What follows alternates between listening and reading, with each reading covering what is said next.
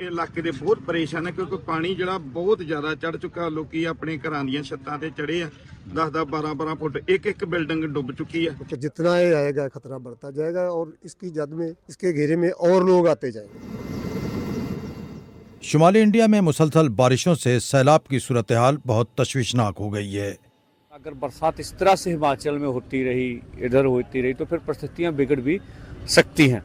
तो जिस तरह का नुकसान बहुत ज़्यादा, फसलें तो बची नहीं, पशु भी मारे गए हैं, लोगों के जो घर हैं जैसे 4-10 5-5 4 दिन पानी रह गया घरों में, जिंदगी भर में सारी कमाई पूंजी जोड़कर एक घर बनता है, घर के नुकसान भी ज़्यादातर हुए, फसलें बची नहीं। उत्तराखंड, हिमाचल प्रदेश और जम्मू खित्ते में बारिशों और सैलाब से बड़े पैमाने पर तबाही मची है। सैलाबी रेले से जगह जगह सड़कें बह गई हैं, चट्टानें और तोदे गिरने से रास्ते बंद हो गए हैं और हजारों मकानात तबाह हो गए हैं।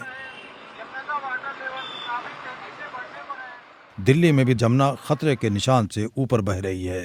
जो अभी 3 लाख जैसे आपने बताया क्यूसेक से ज़्यादा डिस्चार्ज हो रहा है। हमें ये उम्मीद है कि अभी शायद इतना ही अभी 1-2 दिन तक चलेगा।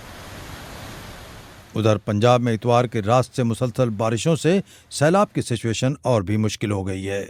रियासत के पठानकोट, गुरदासपुर, फजिल्का, कपूरथला, तरनतारन, फिरोजपुर, होशियारपुर, जालंधर और अमृतसर अजला में 1000 से ज़्यादा गांव सैलाब की जद में हैं।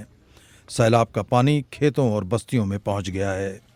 या सिर्फ ये 5-6 गेट खुले थे, बाकी ये बंद थे सारे आगे तक जितने भी हैं, क्योंकि इन गेटों को खोलते तो आगे ज़्यादा खतरा था गांव में।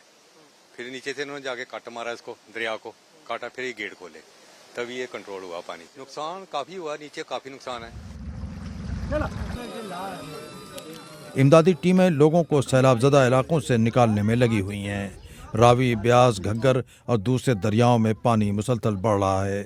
महकमा मौसमियात ने हिमाचल, उत्तराखंड, पंजाब, हरियाणा और मगरबी यूपी में भारी बारिशों की पेशगोई की है।